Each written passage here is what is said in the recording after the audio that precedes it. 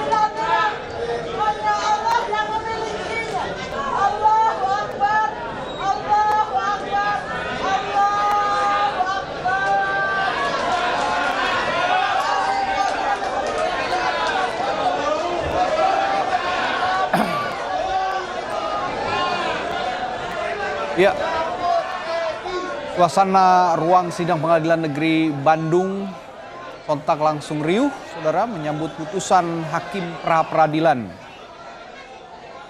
dari Peggy Setiawan. Kita akan kembali simak suasana di Pengadilan Negeri Bandung di ruang pengadilan. Perhatian